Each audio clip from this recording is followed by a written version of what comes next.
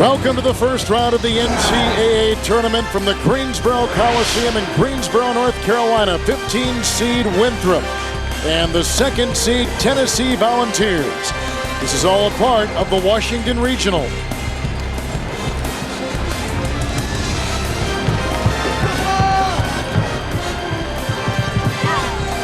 For the Eagles of Winthrop, Terrell Martin leads them in scoring, and Chris Lofton leads the Volunteers.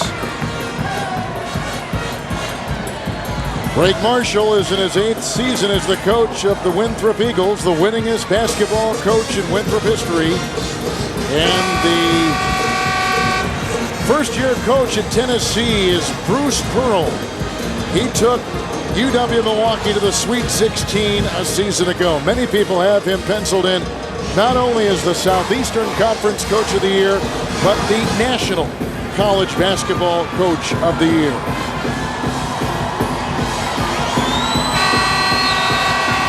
Well, he really has done a good job. This was a team Tennessee picked to finish 5th in the East of the SEC, and yet they won the SEC regular season title.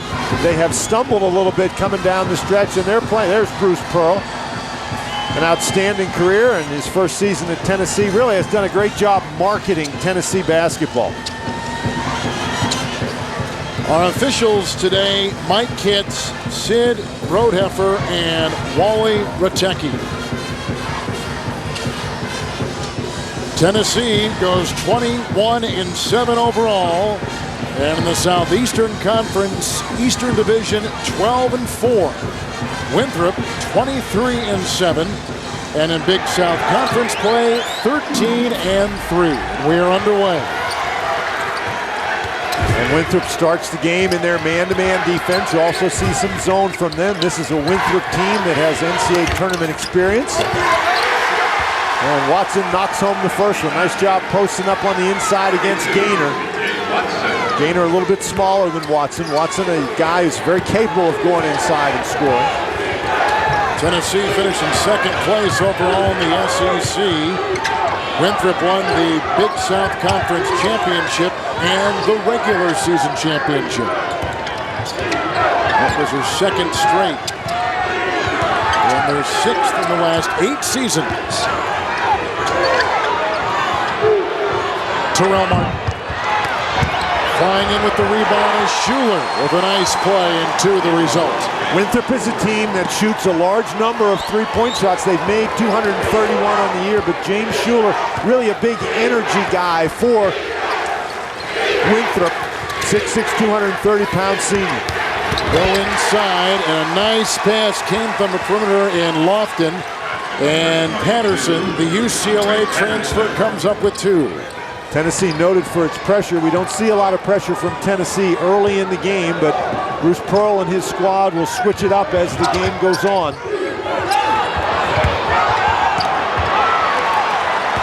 Wingate comes up with it. Tennessee, of course, looks to push it. They really like to play the game at an up-tempo pace.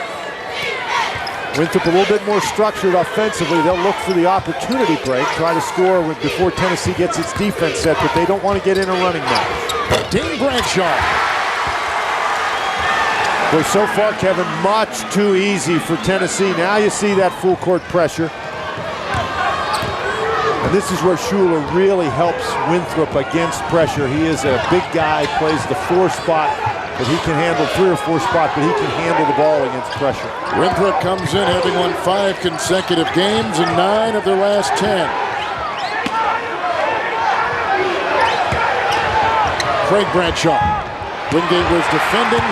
Rebound is ripped down by Patterson. Tennessee comes in having lost 4 of their last 6, including an 8-point loss in the Southeastern Conference tournament to South Carolina.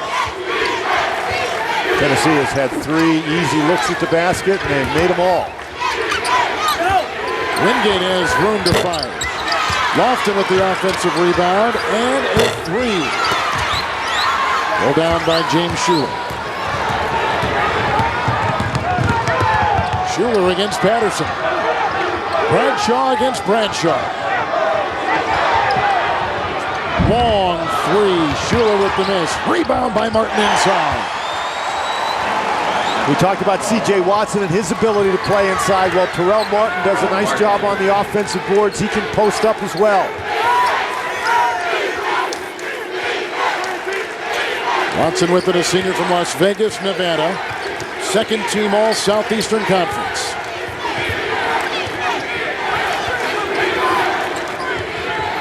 Looking for Bradshaw, pass a little bit high, but deflected out of bounds. Shot clock at 12. Well, we got a lot of Bradshaws in this game, and earlier in the game, Dane Bradshaw from Tennessee makes a nice move into the lane. This young man is somebody that really does a nice job playing up to his potential. And Terrell Martin, the answer, this is the leading scorer for Winthrop, and you noted for his three-point shooting, but he shows you can work inside.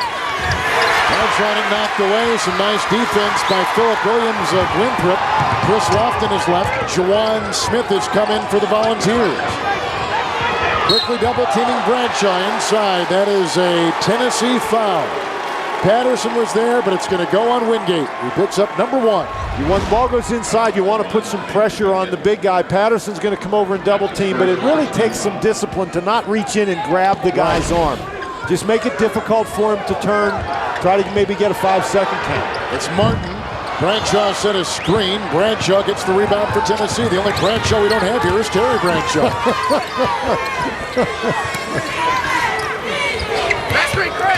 Patterson and Watson. Watson is number 9 in the Southeastern Conference in assists and leads the Volunteers. In this half-court set, you have to make sure that you find Lofton.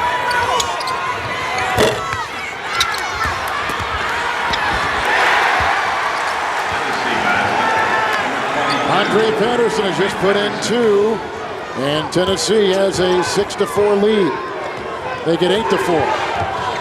Well, all 4 of their baskets right inside that lane area.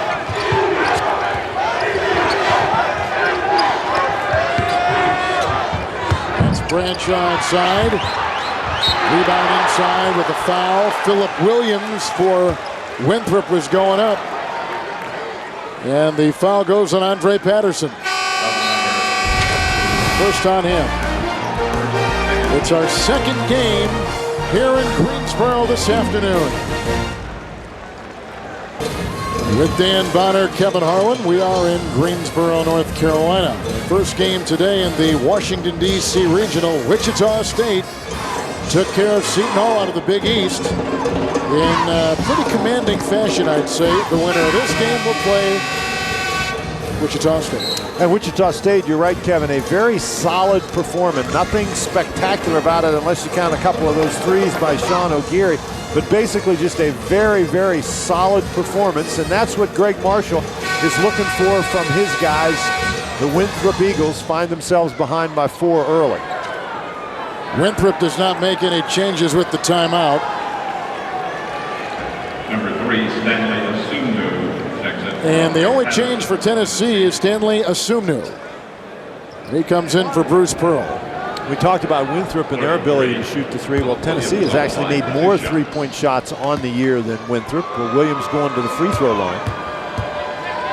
And Philip Williams, a junior from Cleveland, North Carolina. This is a guy, Philip Williams, who's been a little bit inconsistent this year. Sometimes his aggressiveness is a little bit of a question, but he has tended to play his best games against the best opposition, particularly against bigger opponents. I don't mean big names in terms of the team. I mean taller, stronger guys. Sometimes he has struggled in Big South play where there's a lot of smaller forwards and centers. Watson to Juwan Smith to Dane Bradshaw.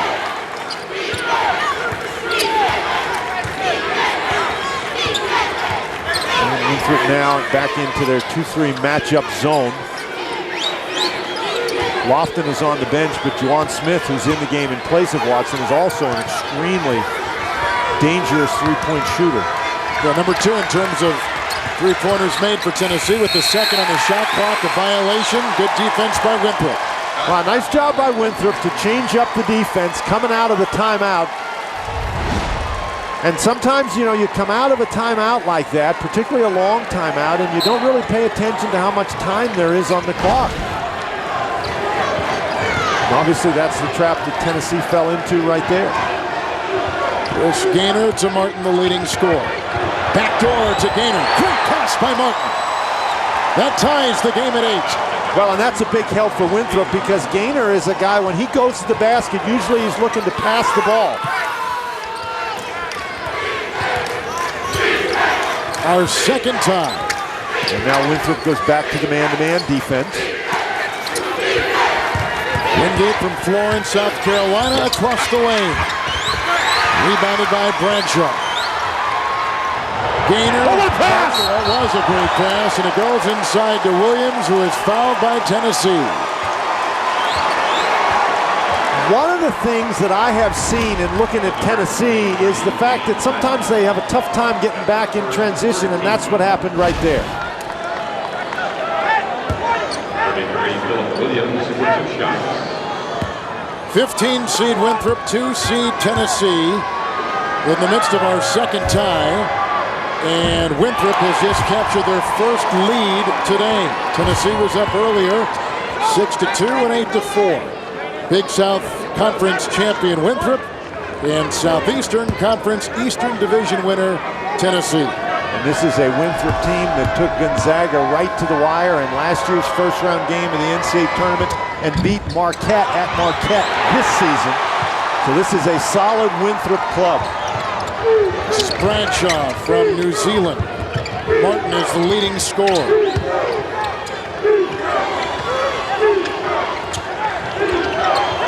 Oh, he traveled, and you could see it. Winthrop is a school of 6,600 students in Rock Hill, South Carolina, which is about a 30-minute drive outside of Charlotte, North Carolina. A very beautiful campus. It's a campus included in the National Register of Historic Places. Greg Marshall, the head coach, but that is a very pretty campus. You drive onto the campus through nice neighborhoods, big trees, and Greg Marshall's worried about the big trees for Tennessee today. Good point. Dean Bradshaw to C.J. Watson. Now Andre Patterson, the UCLA transfer, across the lane and into Bradshaw for 2. And obviously, what the Tennessee strategy that we've seen early, first going inside to Wingate and now to Patterson, they're really looking to attack Bradshaw. Here's Terrell Martin, and Dane Bradshaw for Tennessee gets back defensively. Schuler. And the New Zealand Olympic player, Bradshaw. This is Craig Bradshaw. You have Dane Bradshaw, who plays for Tennessee. Flying the other way is Chris Lofton, the first-team All-Southeastern Conference selection. And you cannot be slow getting back on defense when you're playing Tennessee. They will take the ball out of the basket after you score and come right back at you. And that really played into their hands in the Southeastern Conference regular season. That's knocked away by Smith and out of bounds, and the shot clock at 24. One of the big problems that Tennessee was anticipating is the center who shoots the 3 as well as Craig Bradshaw. Bradshaw's made, that's his 32nd three-point basket that he's made this year, shoots 38% from out there. He can be a very, very difficult matchup. Top scorer Terrell Martin is checked out. Michael Jenkins has come in for Winthrop.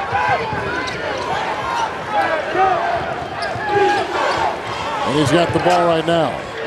Wide open 3 by Williams. And Williams is another one of the big guys who can shoot 3s. Not a very high percentage, only 25% on the year, but if you leave him that wide open, he can hurt you from out there. Winthrop has their biggest lead. Williams has put in 6. Winthrop has knocked in a couple three-point shots so far. Here is Smith for 3. Good. That's Tennessee's first 3, and Tennessee, of course, was the #1 team in the Southeastern Conference in shooting three-point shots. They set a school record for 3s this year. Chris Gaynor puts in a 3 as we trade triples from one side of the floor to the other. As a new player is in now, Jordan Howe, who's a sophomore from Auburn, Alabama for Tennessee. Well, the game has assumed an up and down pace that you would think in the long run might favor Tennessee. But Chris Gaynor once again showing you he's not afraid to shoot the ball. Here's Lofton from Maysville, Kentucky.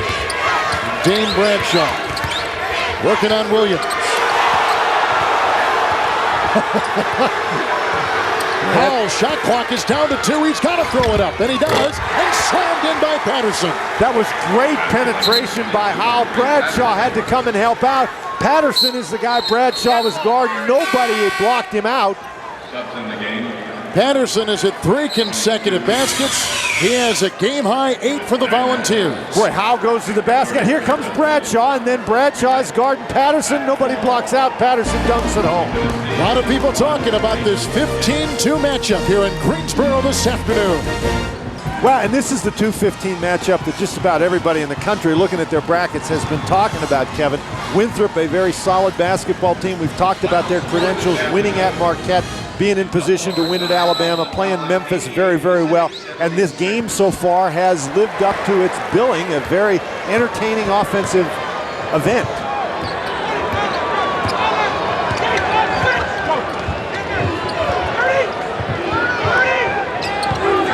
Jenkins.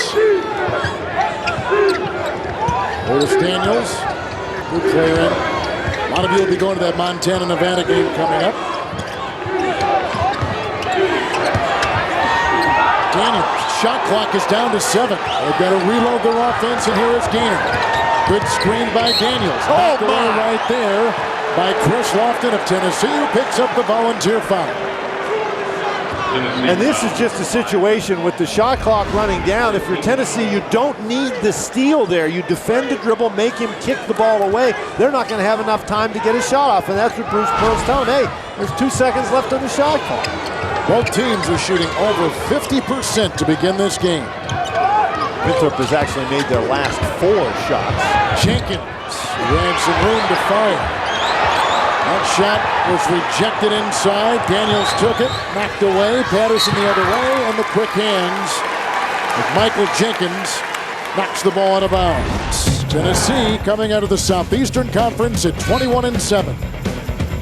And Tennessee, a fabulous year for the Vols. They were picked to finish 5th in the preseason in the SEC East, and instead Bruce Pearl's guys won the regular season championship in the SEC.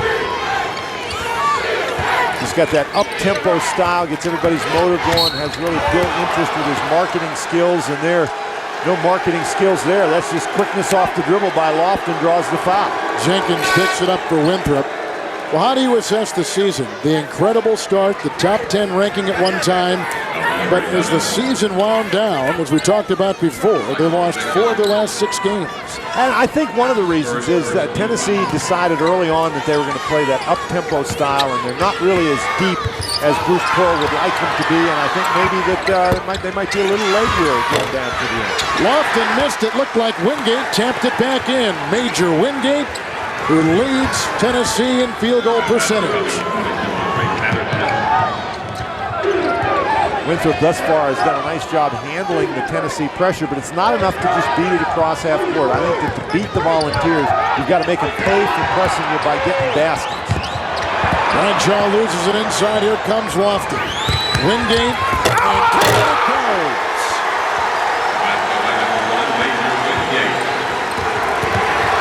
6-0 run for the Volunteers of Tennessee. They lead by 3. They've trailed by 3.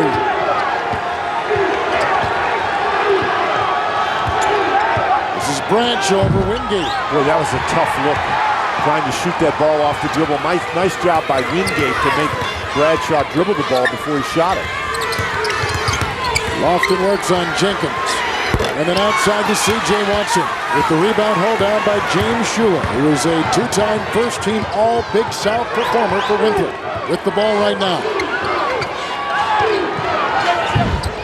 Long-range 3, Gainer will miss. There is a Winthrop foul.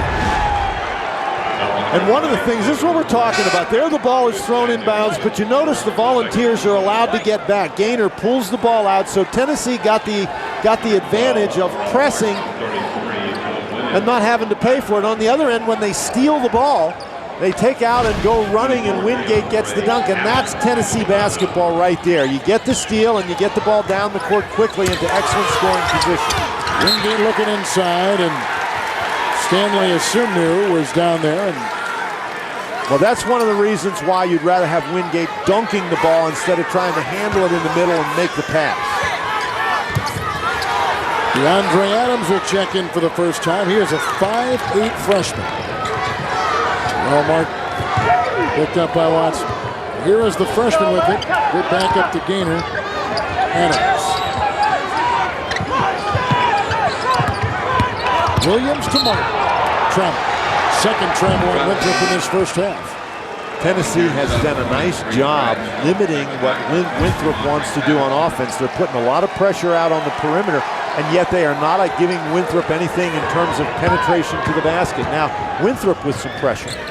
Andre Patterson will check out with his 8 points and 5 rebounds. Lofton for 3. Chris Lofton, leading scorer, leading three-point shooter, leading free throw shooter, has just upped the Tennessee run to 9-0. And if you're going to pressure Tennessee, you better be careful that you go find Lofton. You simply cannot give him open looks at the basket. This is a big possession, I think, for Winthrop. And we're going to get an offensive foul called on Adams driving to the basket. See, one of the things that Winthrop has to do is limit Tennessee runs, and Greg Marshall's guys are on the back end of a long one now. Tennessee has got their biggest lead in this first half in Greensboro over Winthrop. We can see Tennessee is shooting 18% better than Winthrop, but also take a look at points in the paint, plus 12 right there, and that's the reason why. And one of the reasons that they're not power points in the paint, Kevin, they're points that are created by turnovers. Bruce Pearl's guys have forced 5 Winthrop turnovers. They've been able to convert them into easy baskets. That 9-0 run, typical of the way Tennessee plays. Yeah, we talked to Bruce Pearl yesterday, and he was saying we had no idea we would be this good. We were picked, as Danny mentioned before, to be 10th in the Southeastern Conference, and 5th in their own division. Well, of course, everybody talks about Bruce Pearl and how he went into the cafeteria and stood up on a chair and told the kids to come to the games, and he's made so many speeches and everything, and all that doesn't build interest. What builds interest is when your team wins, and the team has been winning, so you combine that with his marketing genius, and Tennessee has suddenly developed a huge following. 3 seconds left, and they throw it away. Williams picks it up for Winthrop. And DeAndre Adams. And Williams. Spins around, finds he had some room, and then Terrell Martin comes in, the junior from Columbia, South Carolina. Well, I think that was a big basket. Winthrop needs to hang around, stay in the game. They can't afford to let Tennessee get on these big runs and make the margin too much to deal with. Man-to-man for Winthrop.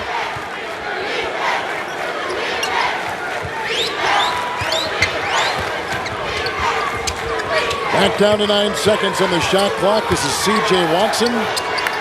Dane Bradshaw. He's got to throw it up. And look from how far away he puts up that shot. Adams. Picked up by Jenkins. Oh, slammed in on the play by Taj McCullough. And there's Terrell Martin, known as a three-point shooter. That's 3 inside baskets he's scored now. Wingate to Lofton for 3. But Lofton is just a deadly, deadly three-point shooter. Shoots 45% from out there, and you give him an open look, and you have no chance.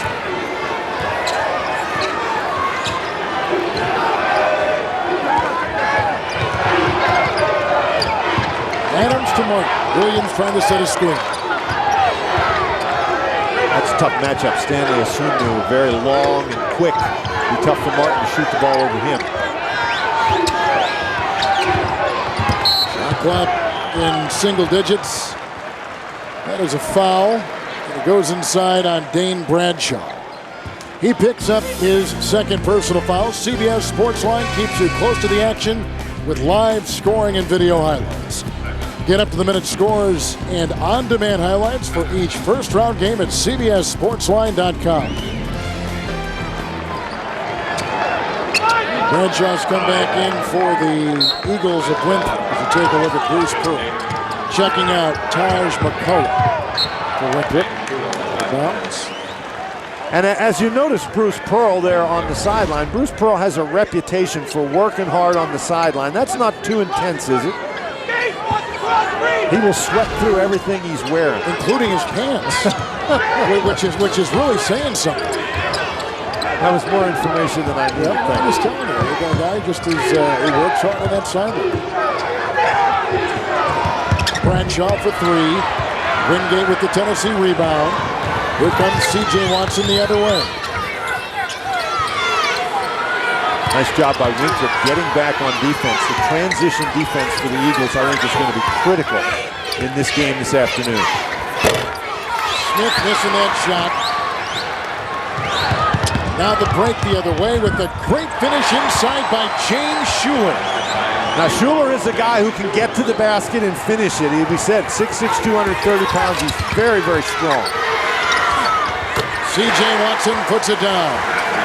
Two-time Southeastern Conference assist leader, but that time taking the three himself. He averages 15 points a game. That's another illustration, though, Kevin, of the fact that Tennessee, even after a score by Winthrop, pushes the ball up quickly, drives the Winthrop defense back into the lane to prevent an easy basket, then kicks it out for the three. We'll be taking some of you out to watch the Montana-Nevada game coming up here on CBS.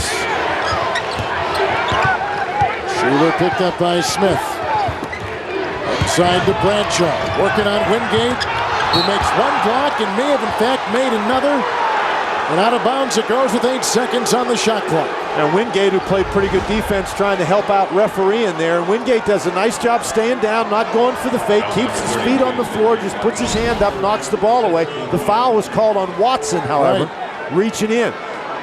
You know, when you're a big guy and you're blocking shots in there, you really get disgusted with the guards. You say, hey, just leave me alone here. I'll block the shot. You don't need to reach in. Wellington, New Zealand, Craig Bradshaw. Said he was on the 04 New Zealand Olympic team. He was on the 05 New Zealand national team. There's Ryan Childress, a lanky freshman from Cincinnati, will take the place of Wingate.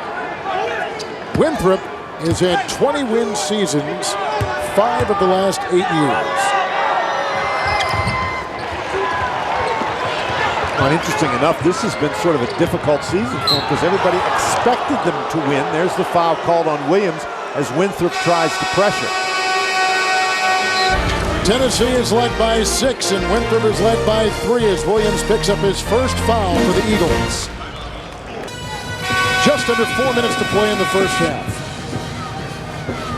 Tennessee leads by 5, and they've led by as many as 6. And it has been a very entertaining first half. Tennessee has been able to get the game going in a transition pace, a pace with which they're very comfortable. They've done a nice job shooting the ball from the perimeter, have made a couple of threes, have forced some Winthrop turnovers. It's been a very well-played game thus far. Winthrop drops back into that 2-3 zone. Andre Patterson back in the game for Tennessee. Fighting for it inside, they can't get it, and here comes Chris Gamer. Tennessee in the man-to-man. And thus far, the Volunteers have done a real good job keeping Terrell Martin away from the three-point opportunities. Martin for 3. Oh, look at it! Just as it comes out of your mouth, just as quickly does it leave his fingertips. And Bruce Pearl, he is wondering how in the world that happened. But Martin has done a nice job staying active. He has scored points on the inside, but he's just going to come off the screen. A nice screen by number 33, Williams. This is based on ball movement. Martin, you mentioned the leading scorer for Winthrop. He gets his shot off very, very quickly. This is a guy who had 22 against Gonzaga last year, made 6 threes. C.J. Watson will take it. And Childress. And Greg Marshall over on the sideline. He's coaching while he's got a cup of water in his hand. That's pretty good. Good balance. Monday on CSI Miami.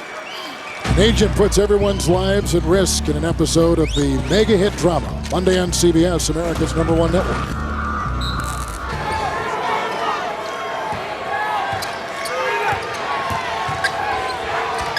That zone defense. Tennessee looks much more comfortable in transition than they do in the half court, although Watson is a guy who's certainly capable of getting to the basket. That's a nice job penetrating the zone. Watson's got 7. Up, out of bounds. Martin couldn't handle the pass, and some of that full court pressure by Tennessee there. Well, they keep the full court pressure on you. They really try to make it difficult for you to throw the ball inbounds, and sometimes that pressure has a cumulative effect. You handle it 4 or 5 times, and then suddenly you mishandle the pressure, and that gives Tennessee another opportunity. Winthrop had cut it to 1. Watson again. And it looked like Philip Williams got a handle it. Williams picks up his second. And Watson just does a great job. This is coming right into your living room there. Williams gets him with the body. But that is 2 consecutive possessions where C.J. Watson has taken the ball and driven it hard to the basket.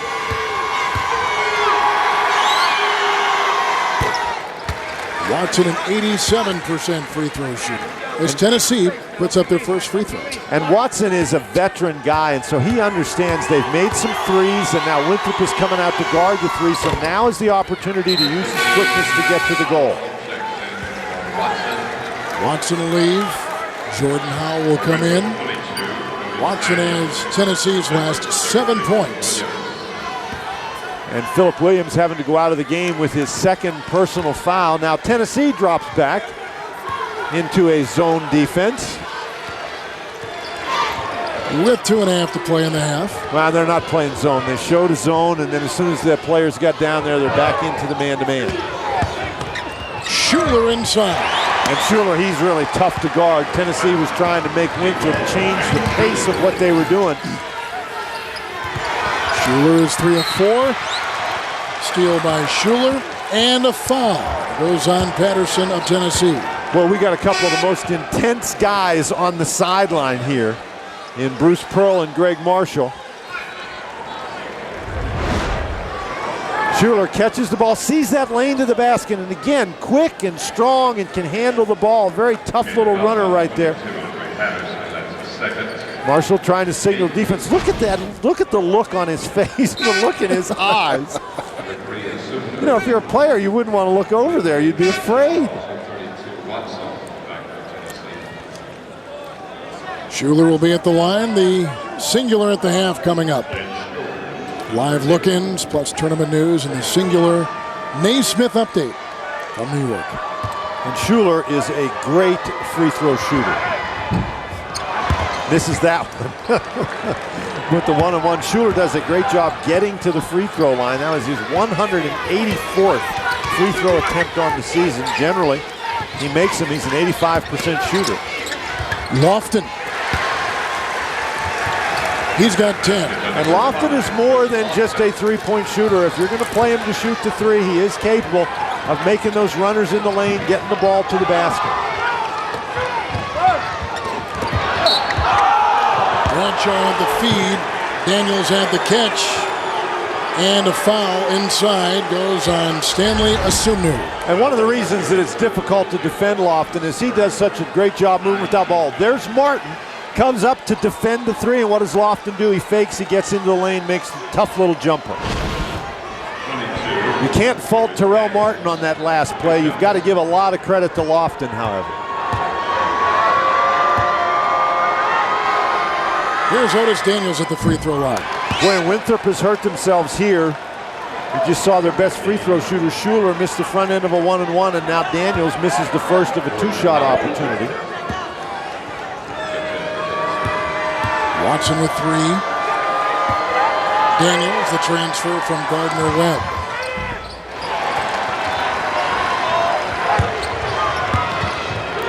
Winthrop showing a little bit of pressure again. Oh, good steal by Martin. Well, what is Wingate doing dribbling that ball? He said that twice. Bradshaw puts it down with a great follow, and Winthrop has come to within 2. Lofton for 3.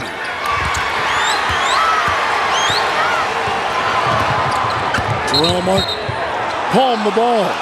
That's a Winthrop turnover. 7 of them. And Bruce Pearl is telling Wingate not to be dribbling that ball in the center of the court. And the reason he's telling him not to dribble the ball is precisely this. Terrell Martin just takes it away, and Schuler is able to go down, throw the ball up on the backboard. Bradshaw finishes. Well, you don't want your post guy dribbling the ball at half court. You got little guys to do that. Lofton with it. Martin defending. Dane Bradshaw. Lofton. Jump ball. They tie it up. Great defense by Craig Bradshaw of Winthrop.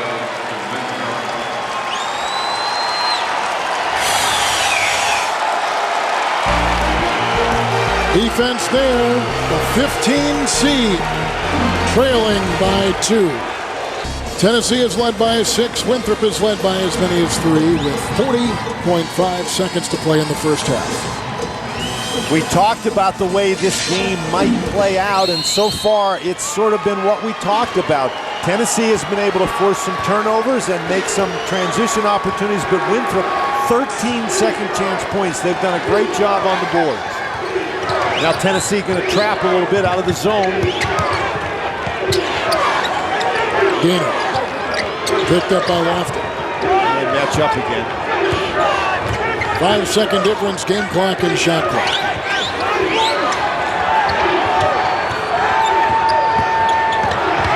Bradshaw for the lead. Martin had it, stepped out of bounds.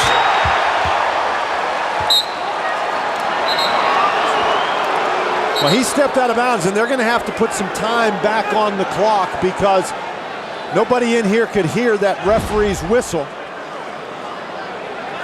Shot clock down to 5. He gets the ball, it goes out of bounds right there, and it appears there was about 7.8 seconds remaining. The clock did not turn off until 5.1.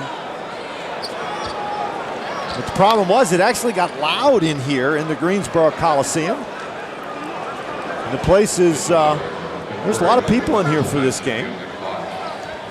And so they're going to look, I think will probably be about something close to 8 seconds, 7.7, 7.8 that they'll put back on.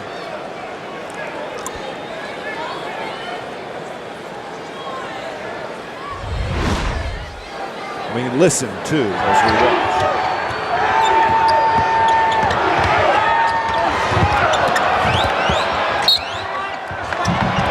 7 seconds plus. Maybe even 8. Yeah, exactly. So we just sit over here and speculate about that as the fellas over on the other side of the court, Sid Roadheffer and Mike Kitts over there looking at it. And this excellent defense by Tennessee coming out of that timeout, switching the defense, really forced a scramble situation, the air ball, and Martin just couldn't get it to go in the basket. See, Bradshaw steps out behind the arc. Great job by Wingate getting out there and bothering it. And I think that ball actually may have gone off Schuler's foot, but it definitely went out of bounds.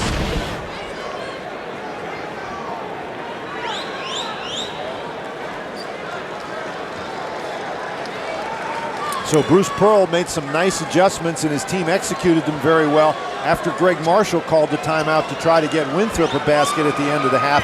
And this is in a game that has been this well played and this closely contested. This last few seconds could be a very, very interesting, a very important factor in the outcome of the game.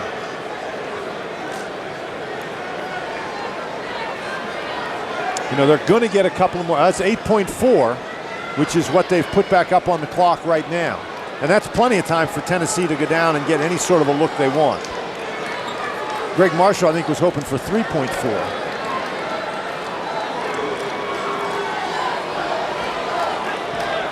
Greg Marshall signed a 10-year contract last season. A guy who had been pursued by other schools and says he likes it where he is right now, even though it is not what you would consider a large conference or a large school. 8.4 and 3 seconds on the shot clock. Well, we looked at it and we thought that there was more than 8, and so we'll accept it. Schuler will inbound. Martin for the lead. Oh, I thought it was Tennessee's ball, though. I thought that went off Schuler.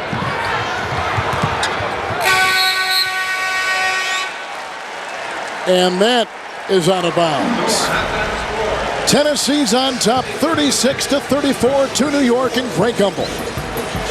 We talk about rebounding for Winthrop. They've out-rebounded Marquette, South Carolina, Auburn, and Memphis this season. All bigger schools, bigger teams, bigger conferences. And Winthrop only turned it over 7 times in the first half. Tennessee only had 2 steals. Dane Bradshaw, C.J. Watson, Lofton, Wingate, Patterson, the 5 for Tennessee. And Watson finished the first half with 3 personal fouls, and so that'll be important because he's a guy who really likes to drive to the basket. I think Terrell Martin actually tipped that one in. I think he did too. Martin is out there with Schuler. With the ball right now is Chris Gaynor. We got Bradshaw up front and Philip Williams. That's the 5 for the Eagles of Winthrop. This is Craig Bradshaw. Nice move over Wingate, who is defending. Boy, he just really looks comfortable down there inside. There doesn't seem to be any intimidation factor here at all. That was a shove, and it was on Williams. Wingate was knocked off balance on the play. We talked about Winthrop's ability to shoot the 3, and because they shoot the 3 so well, nobody comes to help Wingate against Bradshaw. That's just a nice little jump hook. 3 on Williams. Well, we told you about that good win against Marquette.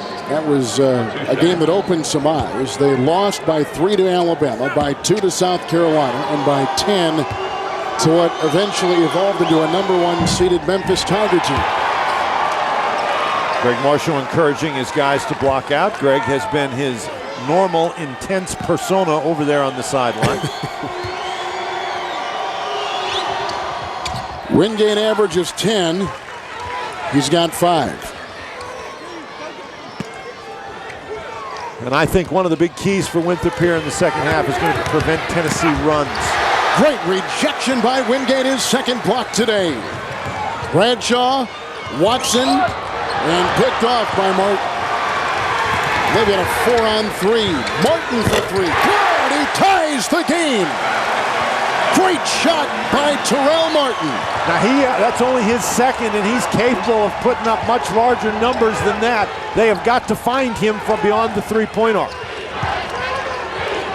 Man-to-man defense. Williams playing with 3 personal fouls for Winthrop. Watson inside, nobody was on Patterson. Well, just a great screen by Lofton inside the lane, and nobody switched out. But Lofton really got all of Williams. Williams couldn't go anywhere. Patterson's been terrific. 6 of 7 from the field so far and 12 points. The only thing that has stopped Patterson, Kevin, is his fouls. Right, He got 2 fouls and had to go to the bench. Schuler called for the offensive foul.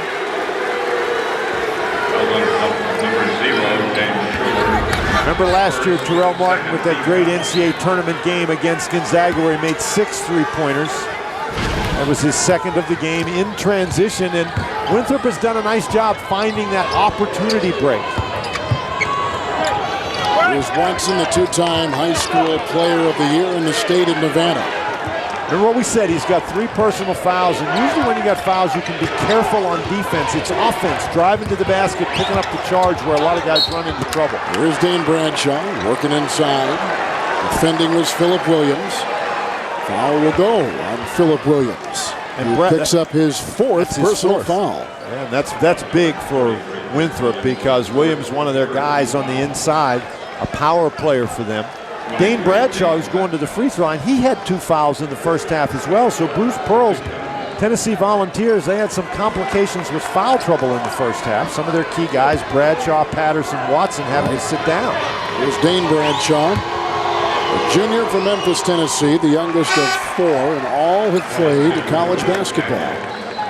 In his family, he was a 2-time first-team All-State player, the Tennessee High School Player of the Year. And he had a game in January where Dave Odom, the coach at South Carolina, said, in my book, and the feeling of a lot of others who watch the Southeastern Conference, this guy is the MVP of the league. Not just the team, the league, which is a pretty big statement. Well, it comes from a guy who knows an awful lot about basketball.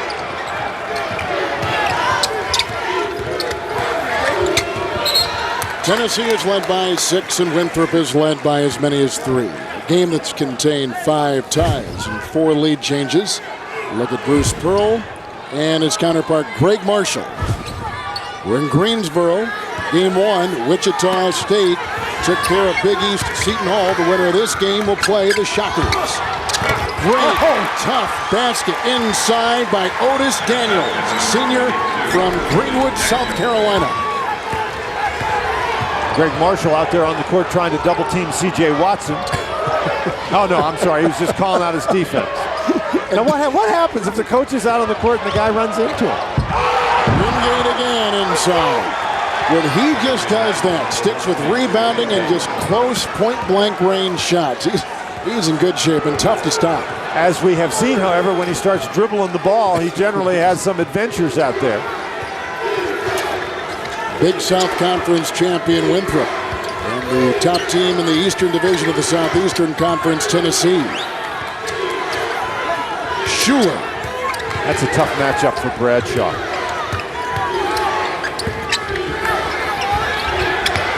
Against Wingate, and snaps it outside. Gainer with a three, and Winthrop is now knocked down 6 3-point shots. And Gainer's got his second right there. And Gainer just picked up a foul. That's his first foul for Gainer, trying to steal the ball from Watson. These Winthrop guys are simply not backing off. They make that three and they get right up on the Tennessee players, so Tennessee can't take the ball out of the basket and run it quickly up the court.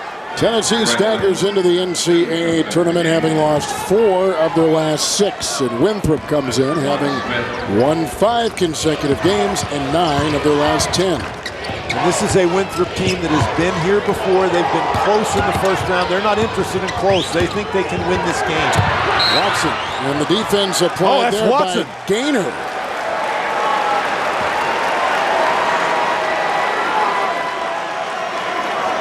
And that's Watson's 4th personal foul, and that's just what we were talking about. This is a scramble situation where you lose your caution. He tries to dive after the ball, knocks Gainer out of the way. Watson is gone, and sophomore Jordan Howell has come in for Tennessee. I think that's a serious blow for Tennessee. Watson's such a valuable performer. Their second leading scorer, leads them in assists. Great pass, Bradshaw inside to Gainer. Not to talk about Watson's defensive ability. That was Gainer going backdoor against Howell, who just came in the game for Watson. The 15 seed has a 1-point lead on the 2 seed. And that is the last thing if you're the higher seed that you want, simply because then the crowd gets into the game. But then you've got Wingate, who's been pulling off stunts like that all game long. He'll go to the free throw line, and he was fouled on the play by Craig Bradshaw. His first foul. Wingate puts it in. But then this, a spectacular center to point guard pass. Late Big East teams came into the tournament. Seton Hall has already lost to Wichita State, the other big upset.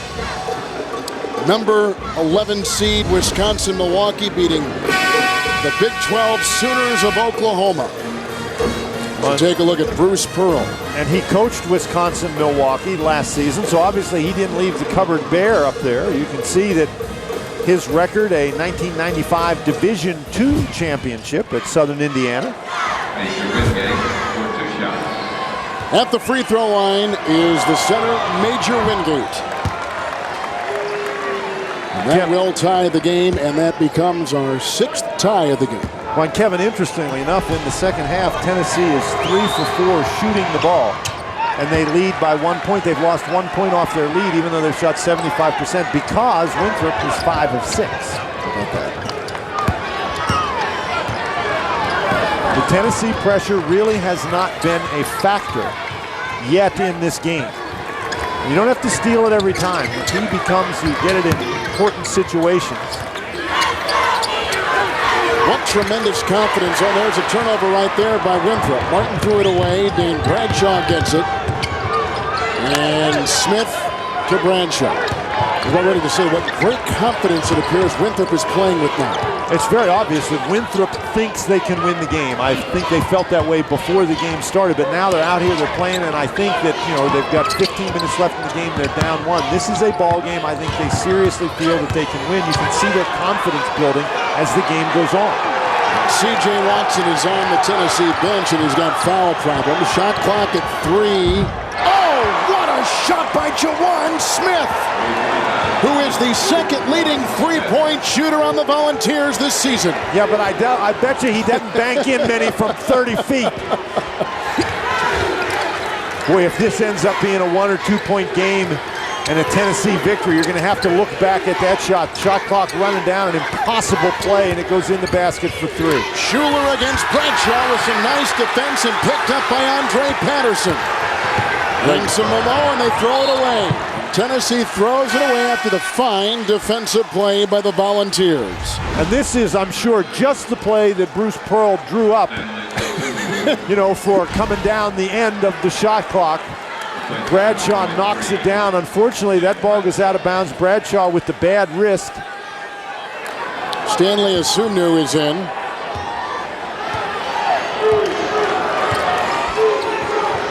He's taking the place of Dean Bradshaw.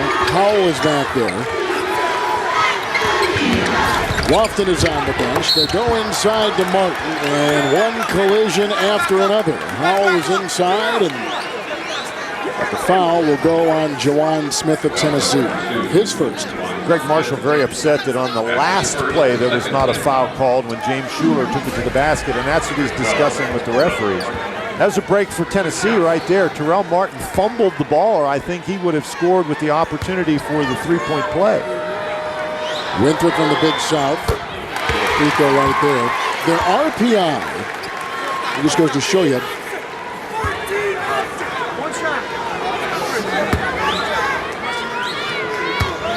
the Winthrop RPI was 72nd in the country because they won the regular season and the Big South Conference Championship. They are in again. Here's Martin with the long-range 3. Patterson fought for it. Howell has it. The 2-seed Tennessee Volunteers have led by 6. Try to get it inside to Wingate. They can't. Now charging Chris Gaynor. Into Bradshaw. What a pass and what a finish. Boy, once again, Tennessee having a tough time getting back on defense. That is not a turnover. Bruce Pearl called the timeout before the ball was thrown in bounds, and I think Greg Marshall, if his face gets any redder, his head's going to pop off. We told you before, he operates with a 10-year extension on his contract. He's brought this team to the big dance before, and the confidence they're showing today against the 2-seed Tennessee Volunteers has been something to see. Tennessee leads it by 1. The last play, a controversial play. There is Bruce Pearl right there. And in the NCAA, a coach may call timeout from the bench. He calls the timeout. The question that Greg Marshall had is, was the timeout called before the ball was thrown in bounds? Greg Marshall, as demonstrates right there, didn't think so. Dean Bradshaw is in, takes it coast to coast and can't get it to go. The other Bradshaw, Craig, picks it up. And now Chris Gaynor finding James Schuler. Guarded by Asumnu. And inside they go to Otis Daniels.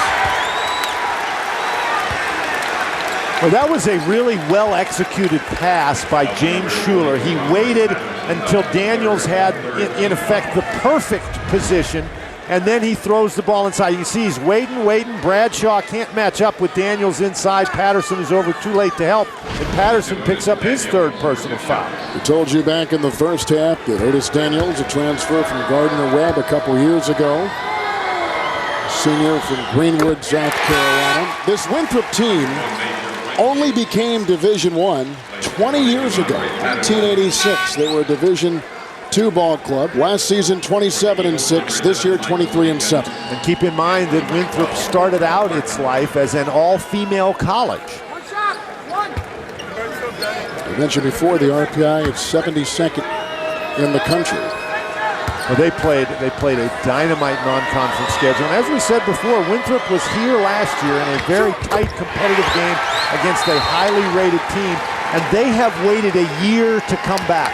They had to fight their way through the Big South Conference. It was much more competitive, and I think their fans thought it was going to be since they returned everybody from last year's team. But they have been waiting for this game for a year. But in the mid-major poll, they're 14th, and they're behind the likes of Bradley and Wichita State, and ahead of teams like South Alabama and Wisconsin-Milwaukee. Wisconsin-Milwaukee, we've already seen the damage they've done today as they upset a higher-seeded Oklahoma Sooner team from the Big 12. Lofton is back in and hoists a 3. That was under great pressure, and Tennessee really has to get Lofton off the mark here. Lofton has 10 points. He hasn't scored in the second half, however. Jordan Howell. Wingate a screen. Lofton a three. Rebound by Craig Bradshaw. Now here comes Schuler. Sunu knocked it out of his hands and knocked it out of bounds. Leading scorer in the game is Terrell Martin with 14 for Winthrop. This is a look at the Washington, D.C. bracket so far. Bottom half of the bracket, you can see the winner of this game advances on to meet Wichita State. DeAndre Adams is in the game, and a big pickoff right there by Sunu, chased by Bradshaw. Oh, my! And Howell cleans it up. Boy, Sunu was off balance the whole way. What a great job to hustle down the court by Howell. Tennessee scores for the first time in the last 2.5 minutes. 8 lead changes 7 times. Another steal. Buckle up for Sunu at the other end for the Tennessee Volunteers. They've taken a 3-point lead. And with 2 steals, it's the defense for Tennessee that they convert into offense. That's the way the Volunteers have had success all season long. This point guard with the ball now is a freshman, and he's 5'8", smallest player on either team. And he has a great pass inside to Michael Jenkins. That was an important possession for Winthrop. You just don't want Tennessee to get any separation. Man-to-man defense. Wingate from Howell and over Bradshaw.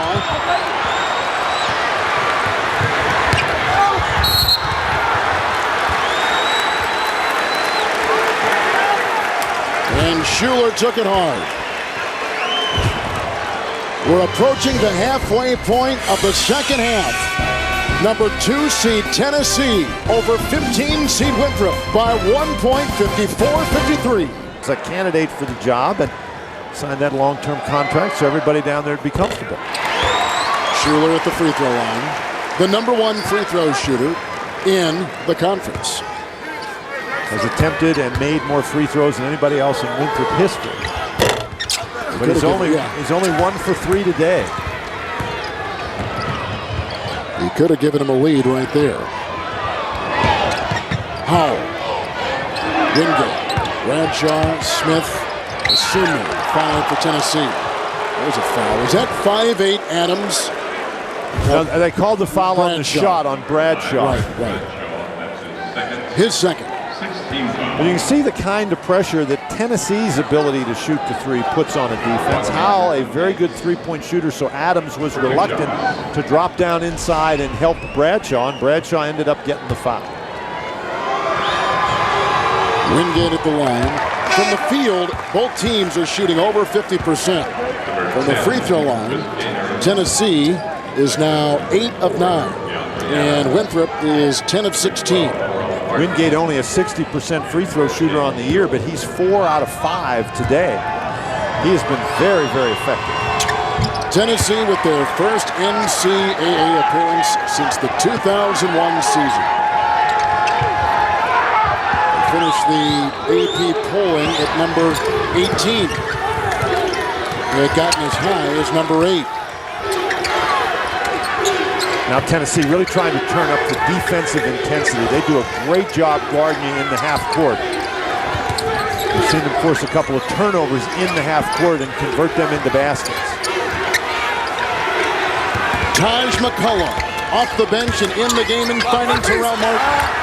Too much inside, 7 to shoot, puts it down! And a foul called on the play. The sophomore from Atlanta, Taj McCullough. You know, Kevin, there are an awful lot of guys who after they make this pass, they would stop. But McCullough makes the pass and then keeps going to get in rebounding position. And so when Martin misses the shot, McCullough is right there. McCullough passed the ball, followed the pass, and as a result, he gets a basket, a chance for a 3-point play. Free throw here gives his team the lead. Rebound by Howell. Tennessee is led by 6. Winthrop is led by as many as 3. with the Bradshaw screen. And somehow, some way, little 5'10" Chris Gaynor comes out of the path. Timeout, Winthrop. Well, Bruce Pearl got a good timely timeout earlier, and now Winthrop gets one.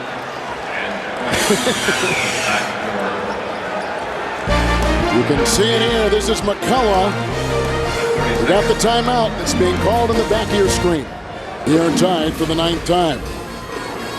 Tennessee, the 2 seed. Winthrop, the 15 seed. Both teams in the Washington, D.C. regional.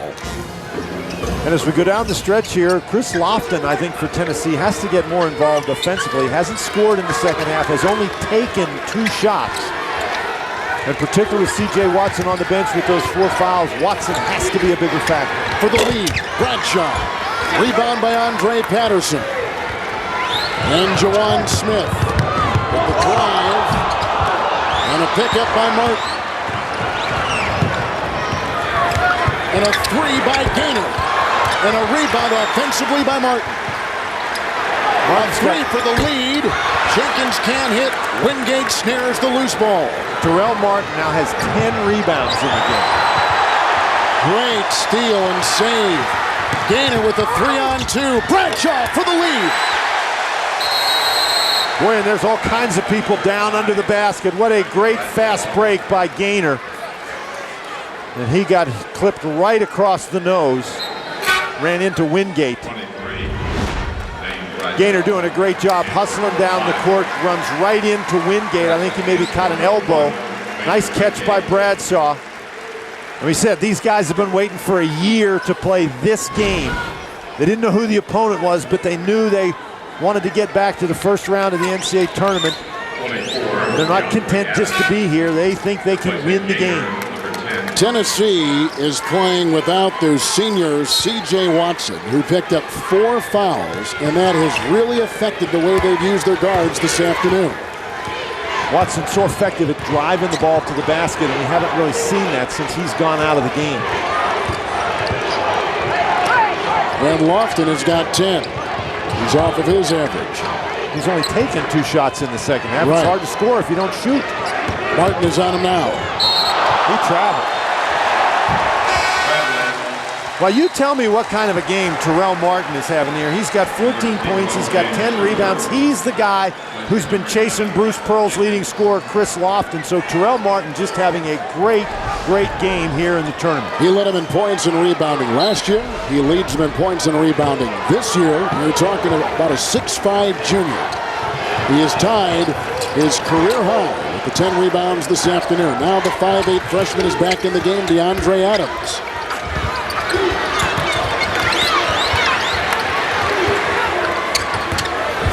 And a 2. Missing was Schuler. And picked up by Jawan Smith, taking the place of C.J. Watson for Tennessee, who is in foul trouble. Dane Bradshaw with the ball. Boy, a couple of opportunities for Winthrop to extend the lead. They got some wide open looks and missed them. There's a foul on Dane Bradshaw. The Winthrop Eagles have never won an NCAA tournament game. They lost last year to Gonzaga in Tucson. They're 0-5. We're back in Greensboro. 7:48 to play in the second half. Dane Bradshaw at the free throw line for Tennessee. Bradshaw, for all the things he does for Tennessee, and they are very numerous. He does not shoot free throws well, only 59%.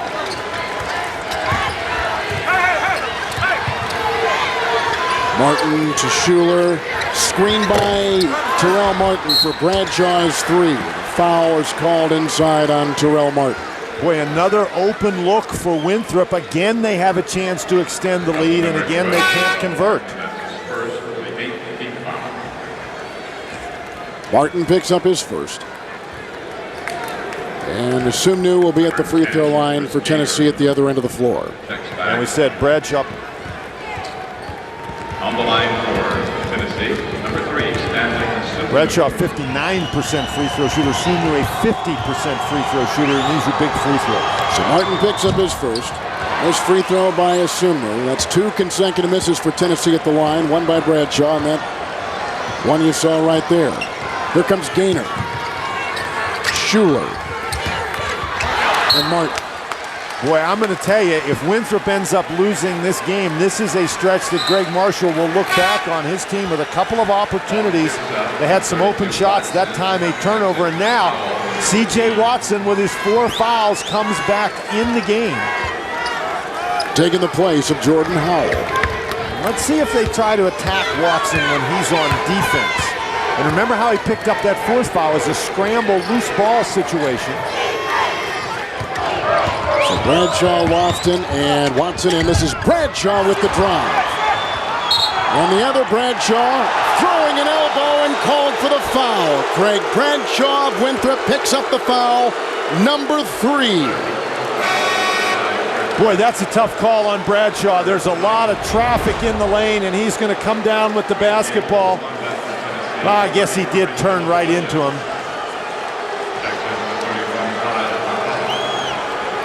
Tennessee has not scored from the field in 5 minutes. Lofton missed 3. Asumnu picks up the loose ball for the Volunteers and a fresh shot clock with which to work. Tennessee, they have not rebounded the ball as well offensively as Winthrop, but that was a big one right there. Well, you almost have the impression that next basket wins here. Both teams having a tough time scoring. It's Watson. And that is off the foot of Craig Bradshaw of Winthrop. Now 6.5 to play. Boy, Winthrop, good defensive stands, but they just can't hang on to the rebound.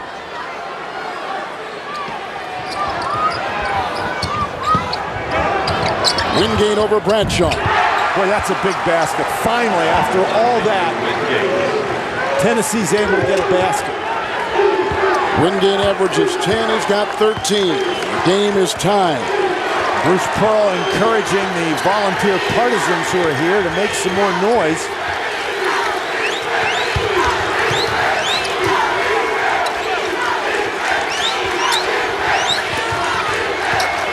Lofton will be guarding Martin. And the shot clock approaching 10. Schuler for 3. And picked up by Asumnu. And wide open Watson for 3. Rebound inside, plucked by Schuler. Oh, what a pass! Williams to Martin. How in the world did he get that ball over the Tennessee defenders? Now, I'll tell you what, C.J. Watson is guarding Schuler. They ought to get the ball to Schuler. Schuler does a great job drawing fouls, getting to the basket. And here he is, and this is the matchup. Although Gaynor has it now, and the shot clock is down to 8. Asumnu defending. Gaynor, does he know how much time? Bradshaw does. Puts up a wild-looking 3. Inside, Asumnu with the rebound. And Winthrop has gone scoreless for almost 4 minutes. Boy, Gaynor missed Williams cutting down the lane on that screen and roll. That was good defensive series by Tennessee.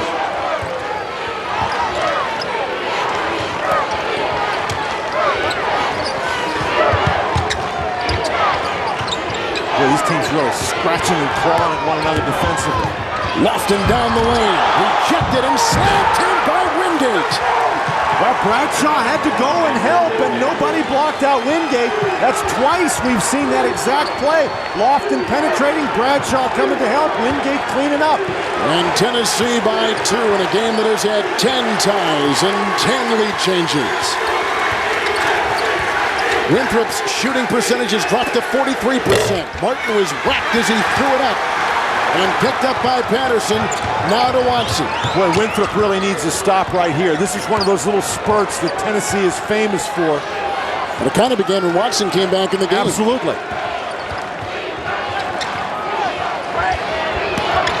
And Winthrop needs to cut it off right here. Here's Lofton. That's an offensive foul. It goes to Andre Patterson. He's got 4. Wingate has been strong inside for the Tennessee Volunteers. A game-high 15 points. At halftime, Winthrop led by 7 rebounds. Now their rebounding lead has been cut to 2 in a 2-point game with the 2-seed Tennessee Volunteers leading the 15-seed Winthrop Eagles 60-58. Here's Marshall. Greg Marshall told us yesterday that his team is not intimidated. They think they are good. And I think he touched on this earlier in this half. But Winthrop is now playing with swagger, with confidence. And they came here with a bunch of gusto to take on this higher-seeded Tennessee team. Well, what they've had a problem doing recently is shooting the ball, and Tennessee has done a much better job on its defensive boards. The offensive rebound's a big factor in the first half for Winthrop, and they simply haven't been there in the second. Winthrop has been scoreless the last 5 minutes. That is a 3, and it's down the middle by James Schuler. So they're now 1 of their last 7 shots, scoring for the first time in a little over 5 minutes. And Bruce Pearl calls the timeout. I'm telling you, Schuler is a 30% three-point shooter on the year, but he makes big one after big one. He had a tough one right there. The senior from Jonesville, Florida, with the triple. In the history of the NCAA tournament, these are the 15 seeds defeating 2 seeds. Most recently, Hampton over Iowa State in the 2001 NCAA tournament. Greg Marshall and Bruce Pearl have done a really nice job making adjustments during the course of this game. And C.J. Watson here, who spent a lot of time on the bench with those 4 personal fouls. Be interesting to see if that foul situation will be a factor. Asumnu outside, C.J. Watson. Loose and picked up by Winthrop, trying to build on their 1-point lead. Led by as many as 3. Here's a chance to lead by that margin again. Bradshaw cannot hit. And a foul on Taj McCullough going over the back of Lofton. And that's the last guy you want to foul in this situation. Lofton, a 92% free throw shooter. I don't really think that's what Greg Marshall wanted there. The last time that they came out of a timeout to try to run a set, they really tried hard to get the ball inside to Schuler. And this is a break because I thought it was Lofton who was fouled, but it's Bradshaw. Bradshaw only a 59% free throw shooter. He's missed 1 free throw a little earlier. Oh my. That was an air ball. An air ball by Dane Bradshaw, who has been such an important part of Tennessee's season. When they win their first divisional title in 6 years in the Southeastern Conference Eastern Division. Now, Bradshaw has missed his last 2 straight free throws. A tie here with the hit. And that tells you something about Dane Bradshaw. You go to the line 1 point down with 2:42 left in the NCAA tournament. You airball your first one, and the second one you just drill right in the center. Here's that full court pressure. 5 seconds. 5-second violation. No, we've got a timeout. Greg Marshall got the timeout. That's a good bit of coaching because you could see his team was stressing under the very tight quarters. We're tied at 61 with 2:42 to play in regulation. All season long, Tennessee has employed this full court press that has been so effective in the Southeastern Conference this year. Boy, it's certainly hard to throw it over Major Wingate. That was going to be a 5-second violation, but Greg Marshall called a timeout. Remember, there are 3 officials, one of whom was standing right over in front of Greg Marshall. Marshall sensed what was happening, called the timeout. We saw Bruce Pearl do the same thing in the first half. Schuler and Gaynor out there along with Terrell Martin and Craig Bradshaw, and the 5th Eagle is Philip Williams. That's the 5 for Winthrop on the floor. 2.5 to play in regulation.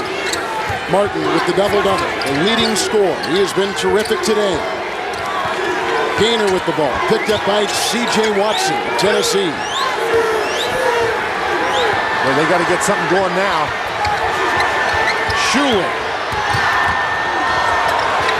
He's got to shoot it. This is for the lead. And a rebound inside by Bradshaw. A shot clock violation. It goes to Tennessee with 2:06 to play. That was really good defense by Tennessee, but really not very good execution by Winthrop.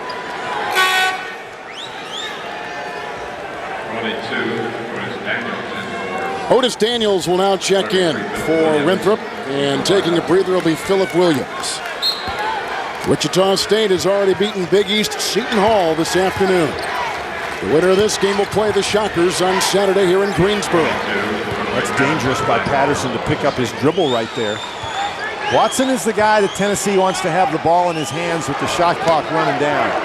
He'll be able to penetrate into the lane and either score or make a play. 2-3 zone here. For the lead in a 3. And a rebound inside is yanked down by Terrell Martin.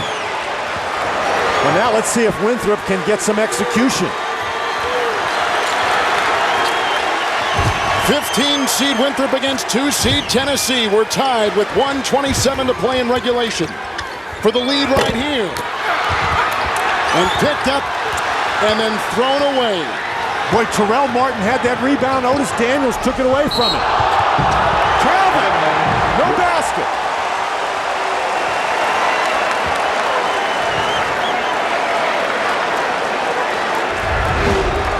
Boy, Tennessee able to run out in transition, had a tremendous opportunity. Bruce Pearl telling him to get down the court, and his reaction one of disappointment. Philip Williams has come back in for Otis Daniels for Winthrop. Well, I'm still surprised that Winthrop has not tried to get the ball in the low post to Schuler. He's being defended by Dane Bradshaw.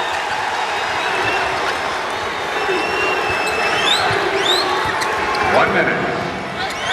Schuler dancing with Patterson. Timeout taken by Greg Marshall and Winthrop. 13 seconds will remain on the shot clock. 52 seconds in regulation. Winthrop with the ball. Bonner, take us inside that Winthrop huddle. Well, I think in that Winthrop huddle, what they are talking about is trying to get the ball down inside. Particularly, I think you'd like to get the ball inside to Schuler. James Schuler is a very difficult matchup for Tennessee. He's a guy that shoots 85% from the free throw line on the year. You can see Winthrop down to 1 timeout. We'd also like to make sure that maybe Terrell Martin handles the ball in this situation, but Tennessee has done a tremendous job on defense. Bradshaw's got it, shot clock at 10.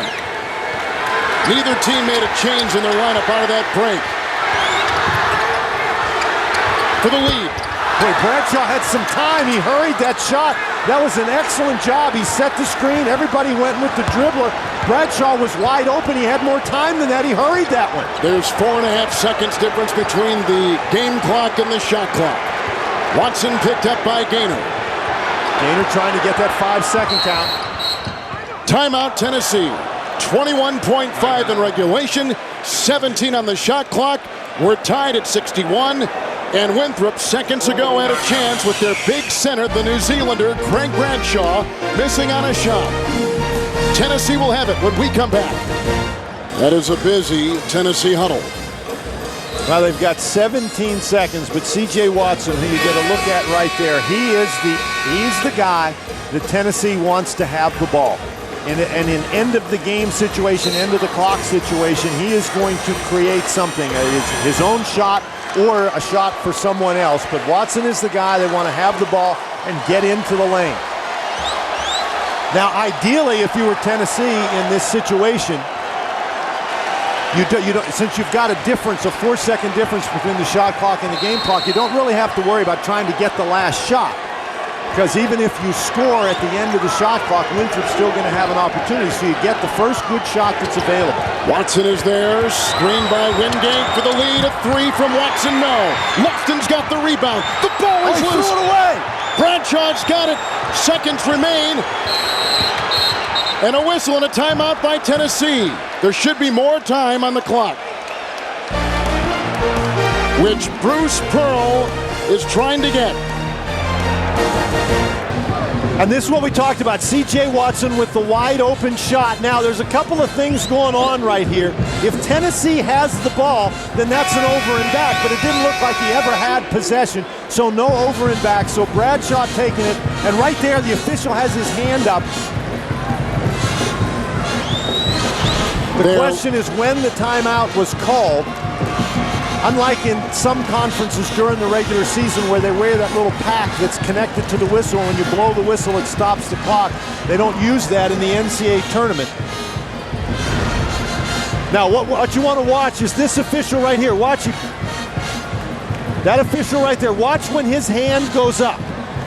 The clock in the lower right-hand corner. Watch when right there, the official's hand goes up. 2-7-2-6. Absolutely. Well, no, 3 seconds as our replay shows. And they are over there on the official scores table. His hand is up. And the official puts his hand up as he blows the whistle. So it's not when the coach calls the timeout, it's when the timeout is granted. But that's your evidence that the timeout has been granted, that the official has his hand up and is blowing the whistle.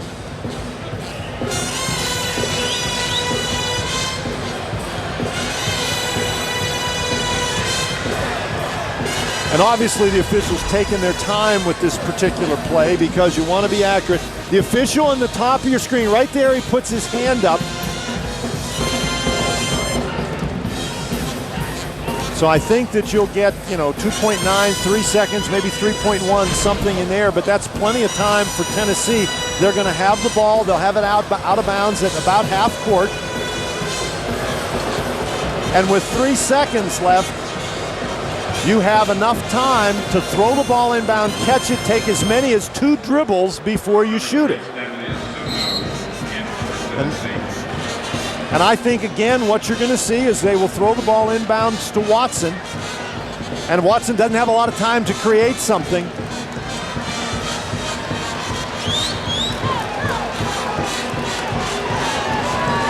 Obviously, in this situation, what they're going to try to do is run some sort of a play, and you'll have a guy coming off a screen, and that might be Watson, that might be Lofton. But you have plenty of time here. It's not a catch-and-shoot situation. You have enough time to catch the ball and take a dribble or 2. The ball is going to be out of bounds just beyond the 3-point arc. Lofton and Watson are both away from the ball. Bradshaw to inbound. Lofton for the win. Oh! My goodness! It's a 2-point shot. There's .4 on the clock. Timeout, Winthrop.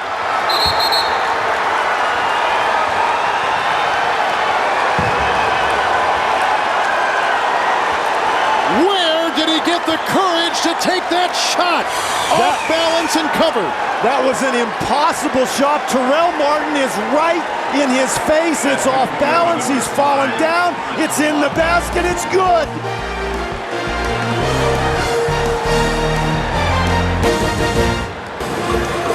He's saying it's a...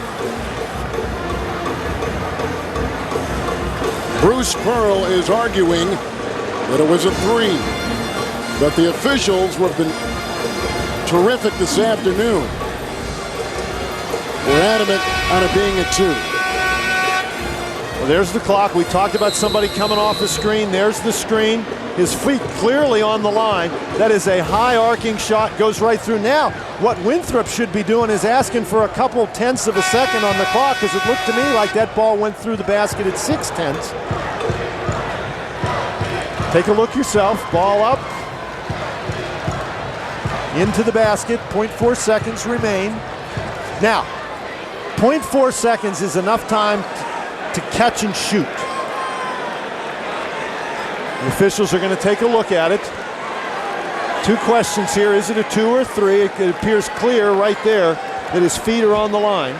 And then the question is, when does the ball go in the basket? Ball's through the basket at 0.4 seconds, but it's in the basket. They're not going to touch the clock. Okay, they were just looking for the 3. And that's the ball's through the basket, 0.4 seconds. Now, if there were 0.3 seconds, it would have to be a throw and just a tip. But here somebody can catch it and shoot it, but don't have time to catch it, turn and shoot. You've got to catch and shoot. Schuler to inbound. Bradshaw. The clock has not started yet. The clock does not start till somebody touches it.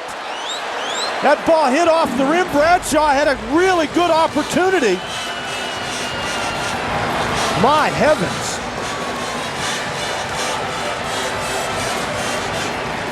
Winthrop goes scoreless the last 3.5 minutes of regulation. Now this is a heck of a throw right here. The clock does not start until the ball is touched inbounds. This ball goes the length of the court. It bounces off the backboard. Nobody touches the ball.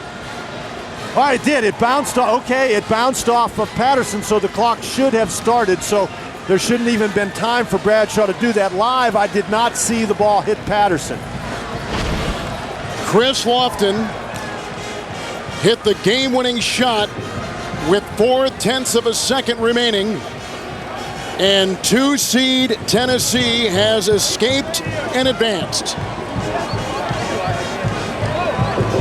A terrific game and a big scare for the Volunteers. Our Chevy players of the game, Terrell Martin with 14 and 13. And Lofton with the game winner, 12 points, 5 of 14. He hit one shot in the second half, and that shot proved to be the game winner. So, what a matchup we've got here in Greensboro. Saturday, 7th seed Wichita State against 2-seed Tennessee. The game winner again from the former Mr. Basketball in Kentucky, a sophomore for Tennessee, and a hero in the Southeast.